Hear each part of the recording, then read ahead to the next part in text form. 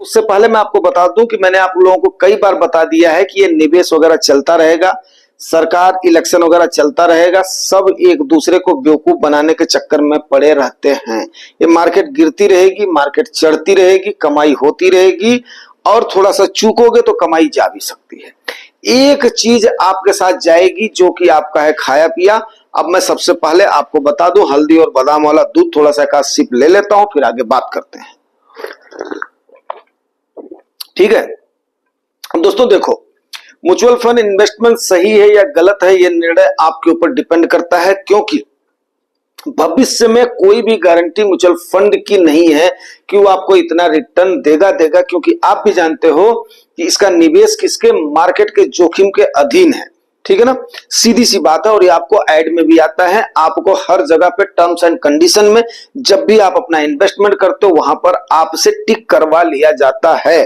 ठीक है ना, पहले जब ऑफलाइन होता था तो उस समय क्या होता था कि आपको फॉर्म भरवा करके साइन करवा लिया जाता था। इस बात से आप भी एग्री कर रहे होंगे। अब पास्ट का रिटर्न फ्यूचर के रिटर्न की गारंटी नहीं है, ये आप भी जान लो, फिर भी लोग रिस्क लेकर के भर भर करके पैसा लगा रहे हैं। तो सवाल ये उठता है कि क्या आपका म्यूचुअल फंड का इन्वेस्टमेंट आपके गोल को अचीव करवाएगा? आज इस पर हम चर्चा करते हैं। सबसे पहली बात मैं आपको बता दूं कि मेनली अगर म्यूचुअल फंड को बांटा जाए तो वो 3 कैटेगरी में डिवाइड होता है। पहला होता है लार्ज कैप, दूसरा होता है मिड कैप, और तीसरा होता है आपका स्मॉल कैप। लार्ज कैप आपकी टॉप की 1 to 100 कंपनीज का होता है, ये आपको मैंने बताया हुआ था, लेकिन एक बार आपको सारांश में रिव्यू दे देता हूं।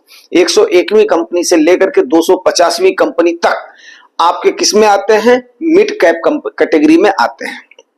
उसके बाद में आपका 291वीं कंपनी से लेकर के ऑनवर्ड जितनी भी कंपनियां हैं उनका आपका जो भी इन्वेस्टमेंट है वो स्मॉल कैप की कैटेगरी में आता है। बाकी जितने भी टाइप के फंड हैं उनको मैं खिचड़ी की संज्ञा देता हूं, वो बाकी और कुछ भी नहीं है। ठीक है ना, बाकी आपके खिचड़ी हैं वो। ठीक है, ये आपके 3 टाइप के इक्विटी के फंड हो गए। अब सवाल ये उठता है, बिल्कुल एकदम से जेन्युइन सी बात करूंगा, आज आपका टाइम बिल्कुल भी वेस्ट नहीं, कभी भी मैं कोशिश करता हूं ना वेस्ट हो, एक तो थोड़ा सा मोटिवेशन करता हूं, नहीं तो आपको इन्वेस्टमेंट की जानकारी देता हूं। ठीक है, अब सवाल यहां पर यह उठता है कि क्या आपके जो ये कैटेगरी के फंड्स हैं, जैसा कि उन्होंने 2023 में अपने कैटेगरी एवरेज को बीट नहीं किया है, ठीक है ना, बीट नहीं किया, तो क्या आपके उस गोल को अचीव कर पाएंगे? दूसरी बात मैं आपको एक बात बता दूं कि कई सारे सेंसेक्स और कई सारे ऐसे आपके स्टॉक्स हैं जिन्होंने मैसिव रिटर्न दिया है, इसमें कोई भी दो राय नहीं है। तो क्या यहां पर 2 सवाल उठते हैं। सवाल नंबर 1, क्या ये आपके फंड मैनेजर्स के निष्क्रियता को जाहिर करता है? पहला सवाल, क्या आपके फंड मैनेजर की निष्क्रियता को यह जाहिर करता है? क्या उनका उदासीन रवैया, क्या उनका ढुलमुल रवैया है? अगर स्टॉक्स ने ज्यादा रिटर्न दिए हैं तो कैसे आपके म्यूचुअल फंड्स ने अपने कैटेगरी एवरेज को, इंडेक्स को बीट नहीं किया, वो भी पूरे साल के अंदर? मान लेता हूं वॉरेन बफेट साहब ने कहा था, और ये वो दुनिया के सबसे बड़े इन्वेस्टर हैं, उन्होंने कहा था कि 10 सालों में एक बार आपका इंडेक्स आपके डायरेक्ट फंड को जरूर बीट करता है। तो जाहिर सी बात है, ये उनकी बात आज सत्य साबित हुई है, इसमें कोई भी दो राय नहीं है। किसी भी मैक्स टू मैक्स फंडों ने, आपके डायरेक्ट फंडों ने इंडेक्स को नहीं बीट किया है, इंडाइसेस को नहीं बीट किया है, तो ये चिंता का सबब है। दूसरी बात बहुत ध्यान देने वाली है, सेबी की चीफ माधवीपुरी बुच मैम ने स्मॉल कैप के फंड्स का स्ट्रेस टेस्ट लेने से पहले एक बयान दिया था, जो कि उन्होंने कहा था कि इसमें कुछ हमें अनियमितता दिखाई दे रही है, और जो अनियमितता है अगर ये सही पाई गई तो उनके साथ कड़ी से कड़ी कार्रवाई की जाएगी। इस तरफ भी इशारा देता है कि क्या कहीं पर ऐसी पॉसिबिलिटीज हैं। ठीक है, अब सब्जेक्ट पर क्या हो रहा है कि अगर इस प्रकार की निष्क्रियता है या कहीं पर अनियमितता है तो हमारे गोल कैसे अचीव होंगे। तो वहां पर मैं आपको एक बात बताता चलूं कि देखो, अभी इसमें 2 ही चीजें हैं कि उनका प्रॉपर तरीके से ऑडिट होना, जो भी आपके फंड्स हैं, फंड्स में जो भी स्टॉक्स हैं, उन स्टॉक्स ने कितना रिटर्न दिया है, उन रिटर्न्स का प्रॉपर डिस्ट्रीब्यूशन हुआ है या नहीं हुआ है, वो है एक ऑडिट का विषय है, उसको हम छोड़ देते हैं ऑडिट के ऊपर। अब हम देख लेते हैं रूल नंबर 72 से इसको कनेक्ट करके, और उसके बाद में देखते हैं हमारा गोल अचीव होगा या नहीं अचीव होगा। तो सबसे पहली बात मैं आपको एक बात बताऊं,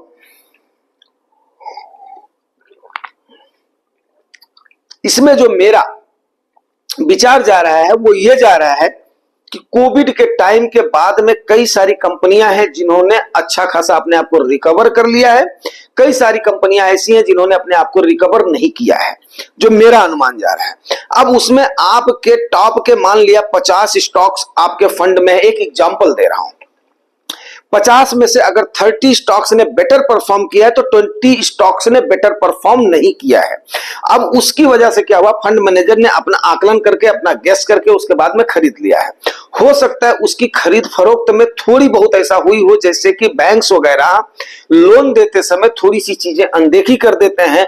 हो सकता है आपके फंड मैनेजर ने या उनकी टीम ने उस प्रकार की निष्क्रियता किया हो। मैं किसी भी संभावना से इनकार नहीं करूंगा, आज मैं खुल करके बात करूंगा।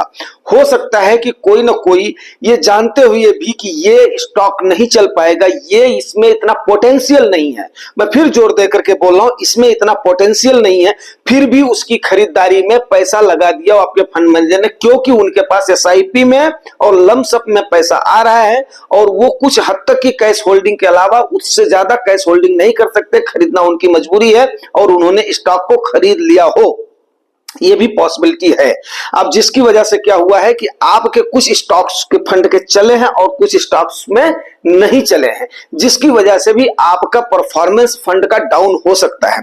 लेकिन अगर रूल ऑफ 72 को हम देखते हैं तो जितना परसेंट रिटर्न हो रहा है उससे अगर आप 72 को डिवाइड करते हो तो आपको यह डिसाइड हो जाता है कि इतने साल में आपका पैसा डबल होगा। मान लिया सपोज करो, मैं ये मान करके चल रहा हूं मिड कैप और स्मॉल कैप ने 15% से अबव आज के टाइम पर सारे लार्ज कैप ने दिया, 20% से ऊपर आपके मिड कैप ने दिया, 22% से ऊपर आपके स्मॉल कैप ने दिया, सारे ने दिया है। मैं मिनिमम की बात कर रहा हूं, इससे कम तो किसी ने दिया ही नहीं, आप लोग देख सकते हो। अब 22 तिहाई 66, 3.25 साल में आपका स्मॉल कैप इसके हिसाब से डबल कर रहा है। लास्ट के 5 ईयर का रिटर्न आप देख लीजिए। उसके बाद में आपका क्या किया है, मिड कैप ने 20 तिहाई 66, 20 तिहाई 60 एंड 20 चौके 80, मतलब जो है 15, 3.5 साल में आपके मिड कैप ने डबल किया है। वहीं 15 से अगर इसको कर दे 15 चौके 60 और 15 दे 7.5, तो मतलब तकरीबन 4.25 साल में आपके लार्ज कैप ने इस हिसाब से आपका पैसा डबल करना है। अब इसके हिसाब से आप कंपाउंडिंग करके गोल कर सकते हो। वो भी ये कब है आपका बन रहा है, सपोज करो कि आज की डेट में आपने अगर लमसम किया है, ये लमसम इन्वेस्टमेंट की बात हो रही है। वहीं पर अगर एसआईपी को हम लेते हैं तो हर महीने हम क्या करते हैं, चंक पर चंक हर महीने हम डालते। चंक पर चंक का मतलब मिनिमम हम अपना इन्वेस्टमेंट करते जाते हैं। अब वो आज के टाइम का डाला हुआ पैसा, अब आप आज के 10 महीने के साल का डाला हुआ पैसा, वो आपको कोई जरूरी नहीं है कि उतना रिटर्न देगा, वो आपका क्या हो जाता है, एवरेज आउट हो जाता है। तो ये टाइम क्या होता है, थोड़ा सा आपका बढ़ जाता है। अब उसी समय अगर आप गिरावट में कुछ इन्वेस्ट कर रहे हो तो उसके बाद में वो क्या होगा, रिकवर करेगा तो उस पर आपका गेन ज्यादा हो जाता है। तो एवरेज मिलाकर के आपका यही एक बनता है। अब जाहिर सी बात है कि आपको यह दिख रहा होगा कि अगर आप लमसम का इन्वेस्टमेंट कर रहे हो तो हो सकता है कि समय ज्यादा होने पर, हो सकता नहीं, ये बात सही है, उस पर आपकी कंपाउंडिंग तुरंत से ही लगना शुरू हो जाती है। लेकिन विडंबना यह है कि एफडी में आप ले जाते हो, एक बार में एक मुश्त पैसा डाल देते हो, आप उसका टाइम फिक्स कर देते हो, यस 8 साल 8.5 साल या 9 साल, आप उसकी तरफ देखते भी नहीं हो कि आपने उसको डाल दिया है। कम से कम मान लिया आज के टाइम पर आपको बैंकों ने कई सारा ऑफर दे दिया, 1 साल 2 साल 3 साल 5 साल का, ठीक है ना। लेकिन केवीपी और एनएससी ले रहे हो तो 5 साल के क्या होता है, आपका लॉक इन पीरियड हो जाता है, उतने टाइम के लिए आपका लॉक इन पीरियड हो जाता है, कभी 1 साल के लिए नहीं मिलता, गवर्नमेंट भी नहीं देती है। लेकिन फंड्स में या इसमें ऐसा नहीं हो पाता है। अब यहां पर आपको अपना गोल अगर अचीव करना है तो खाली रिस्क करके खाली एसआईपी से बात नहीं बनेगी। बात यह बनेगी कि यस, आपने जो आपके प्रिकॉशनरी मेजर्स हैं, प्रिकॉशनरी मेजर्स में मैं आपको बता चुका हूं कि आपको 6 महीने का फंड, आपको 3 साल का फंड, आपको इसका फंड रखने के बाद में जो भी आपके पास असेट बचता है उसको आप डिफरेंट कैटेगरी के असेट में अलोकेट करने की कोशिश करें।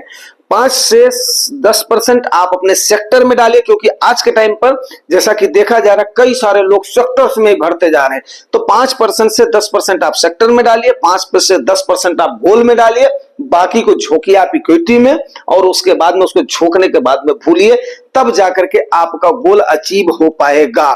नहीं तो वही शेख चिल्ली वाले सपने हो जाएंगे, आपका गोल अचीव नहीं हो पाएगा। ये बात हो गई, कई सारी बातें हमने कर दिया। दूसरी बात, मोटिवेशनल थॉट में मैं आपको यही बोलना चाहूंगा, सवेरे से शाम तक आप अपने हेल्थ के लिए कॉन्शियस रहेंगे, नहीं तो इन्वेस्टमेंट करते आप हमेशा करते ही रह जाएंगे। क्यों?